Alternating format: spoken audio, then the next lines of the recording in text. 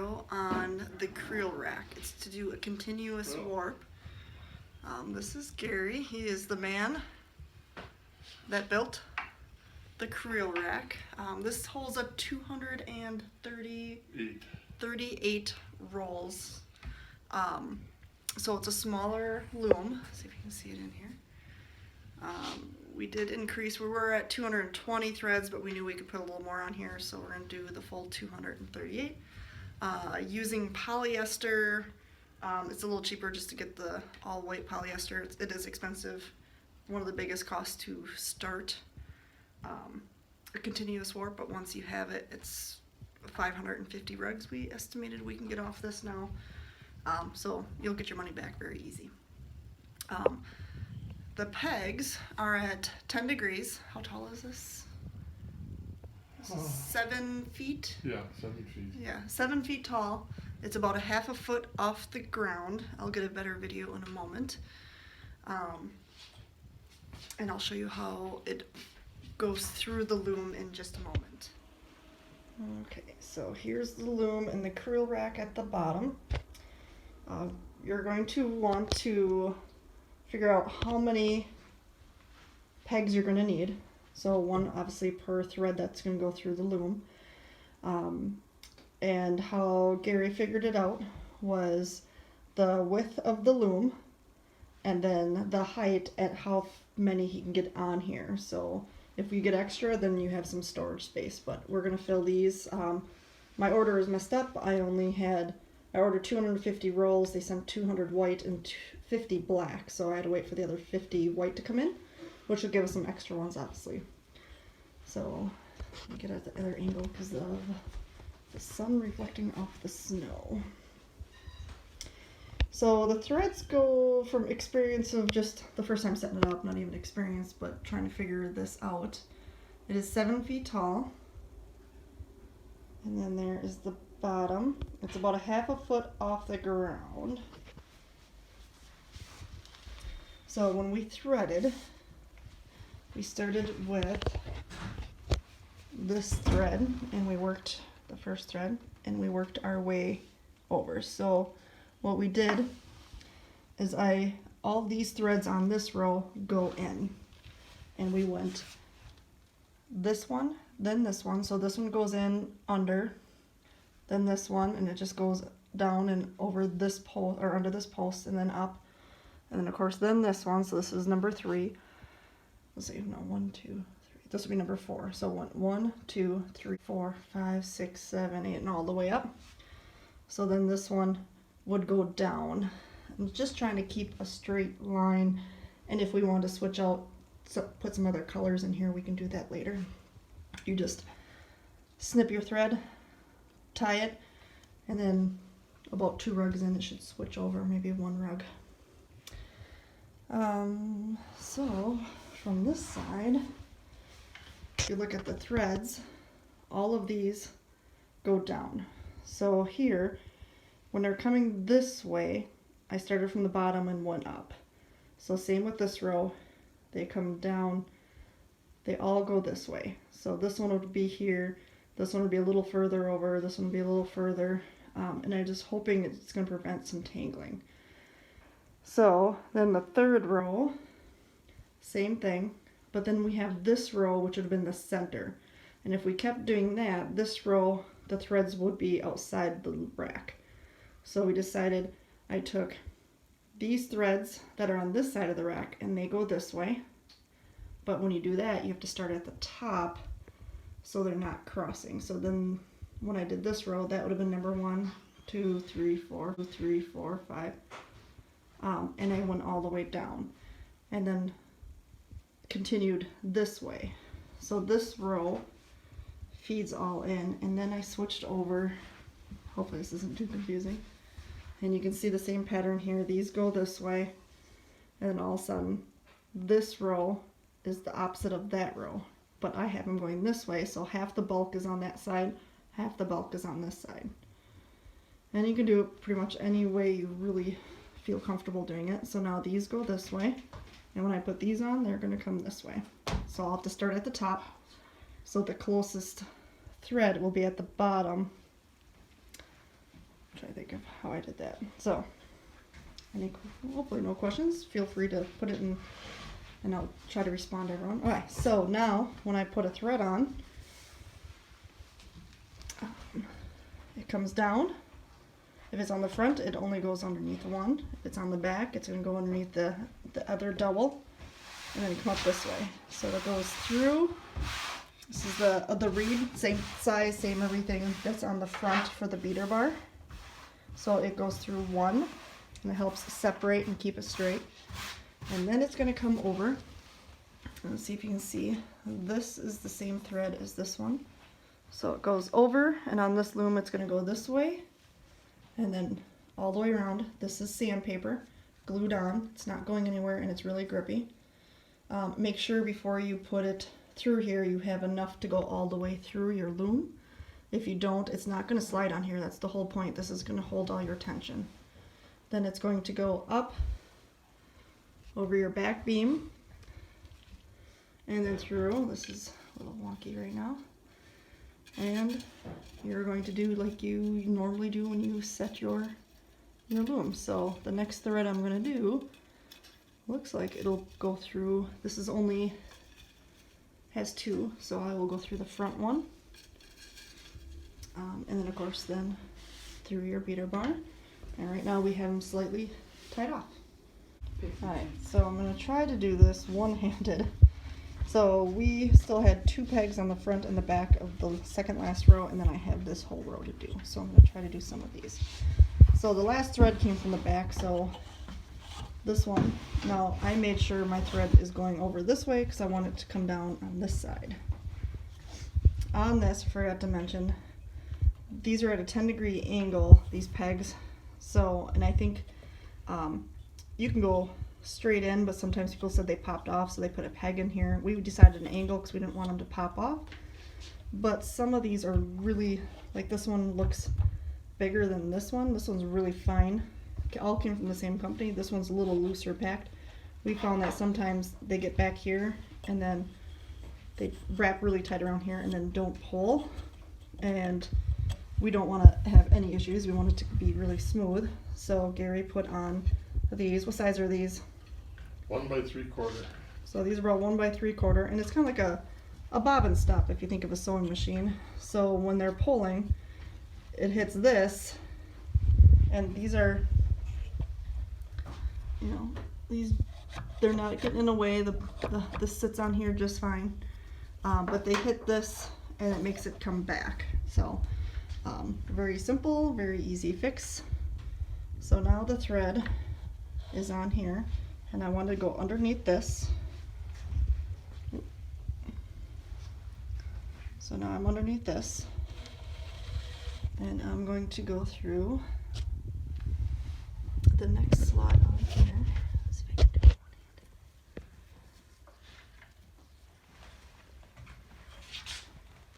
one-handed. Look at that, one-handed and with. Thank you, Doris. And Can't see it. There it is. it is. And so now I'm through that. And doing all these, you're up and down, so it feels like you've done 100, 300 squats the next day. So be ready for your ibuprofen. So I want to pull enough. And here, you can see the thread moving. And that's what we want. So I pulled enough to get all the way through my loom. If not, you're going to be short. Yeah, you can't pull on that sandpaper. So you want to hold this. So just, I can see what I'm doing. All right. So this loom, it rotates this way. I think I have another loom that's the opposite way. You just want to make sure it's going to feed right when you're advancing it. So I'm going to be as tight as I can be next to the other one, and I'm just going to go around and up and over. And there you go. Now we have our tension. And I could have some, I'll grab the thread, and this isn't moving at all. This is tight as can be. So Gary's got, you want to show over here? The front one, this is my next one. And of course we love the little hook. If go you down. don't, if you don't, Nope. don't. You're twisting it, Gary. Yeah, you Here, you hold this, Carrie, and I'll do that. Alright, so now we're through. Here. Your hand is in the way. Oh, Okay. I'll go on this side, you go on that side. Alright, and then of course if you have your hook, but I've got this right here, and I'm gonna feed through that one and your loom. One more thread done. So hopefully it wasn't too choppy. 3 people taking a video. So Yeah. hopefully there's no confusion on how that is. I think the most confusing part is figuring out the order of the threads. When they're going this way, I start at the top. When they're coming down this way, I started at the bottom, just for how the threads land. These at the top, I want them to be more on the inside, or further away. So of course I started up there, but since no matter what, the bottom one will always be the closest.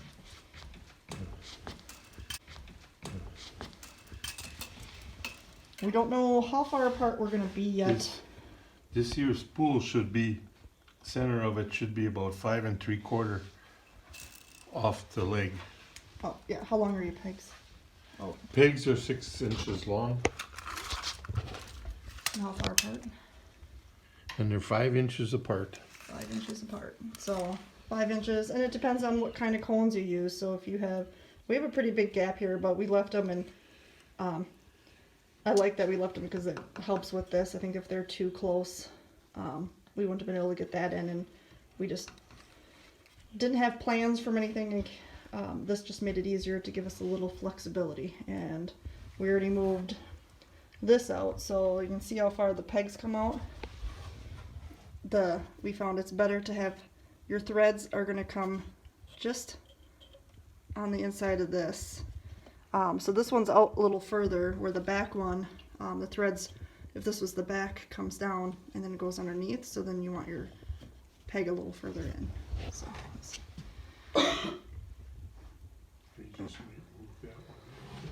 yeah, and this is just, we haven't fully loaded it up and have a rug done yet. This is the beginning, so this is, you can do this different ways. Again, not knowing exactly the height that we wanted this.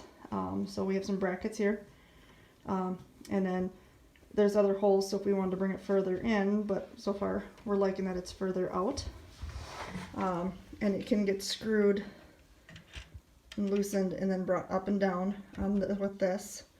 And then this he made also. So he's got another screw in here, and that just tightened this down really tight, so this isn't going anywhere. But he left room just in case if we find that we didn't want this floating as much as it is, that we're going to end up bracing this, so for the loom moves, we don't lose any tension. So this will get attached here. We could attach that down so that nothing's moving, but from what I've seen in other photos, that this is okay to float. It's not causing any tension, and they're just in there to separate. It's just more of a separator to keep things from not tangling. But obviously we do not want these to be any distance apart after we get going. You know, this likes to move when you're really beating on a rug, and it can come this way or that way, and we just don't want the tension to differ at all.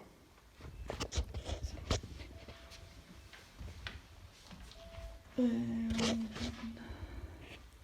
don't know, anything else, Gary, you'd like to add to the construction of this? No, I think you covered it pretty good.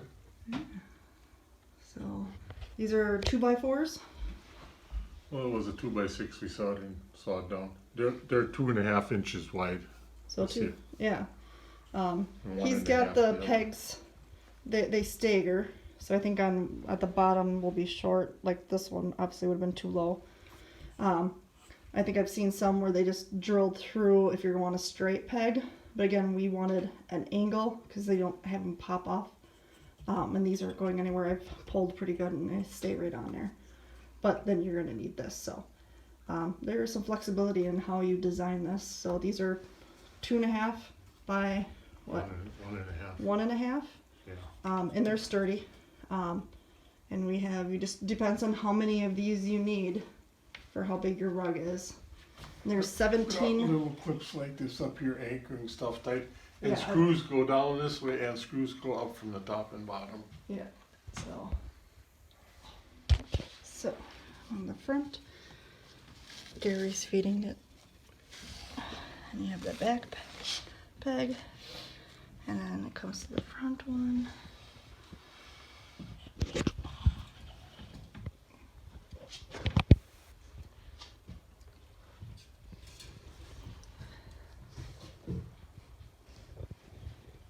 And then it's through here.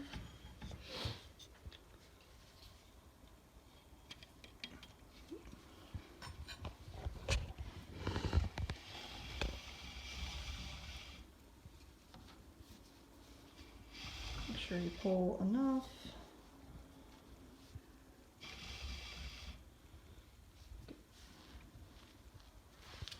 Feed it through this way. It goes a little faster with 2 hands. So now I'm coming up out of that, laying on just that side, this other thread.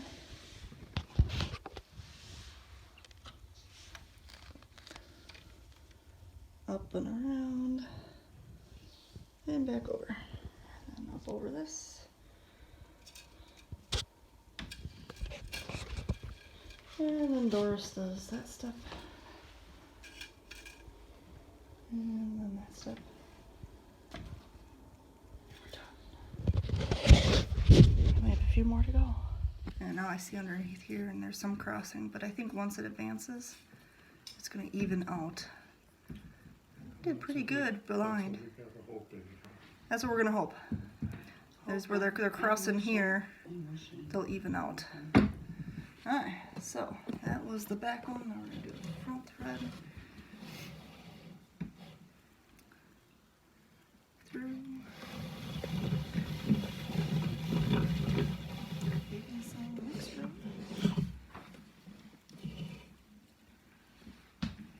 These are working really nice.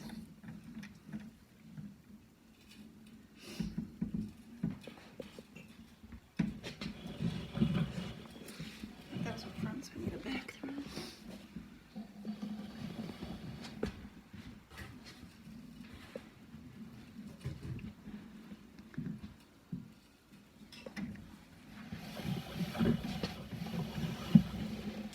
So if you get 2 other people helping you, this goes pretty fast then. So Gary's getting the threads ready because they're all, you know, they have a little tie in them. He's getting them on the pegs, feeding the thread down. I do underneath through the beater bar, call it dividing bar, I guess, or dividing reed, over the sandpaper, fork beam, over the back beam. And then Doris pulls through to the front through the other 2 sides. Makes life really easy.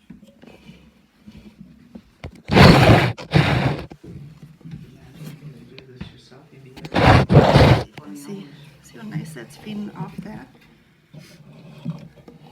We haven't had one get stuck on the peg. So that is feeding really nice. Yep, I'm licking the thread to get it through. It's like feeding a needle. Boom. Look at it, never even tangled up. That's what we're hoping.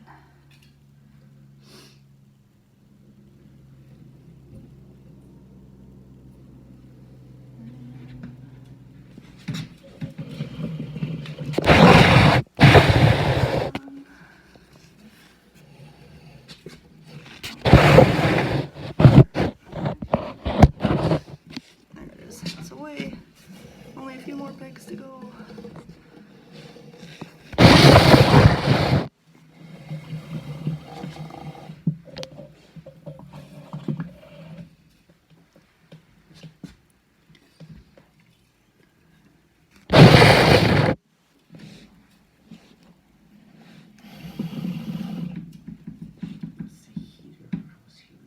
Oh, the heater's kicking in. Yeah, I hear a little popping and cracking and I can't figure it out. Okay, no buck snorts. Mm-hmm. It's getting close. Oh. Oh. Uh-oh. We'll have to censor it out. Yeah, censor that out.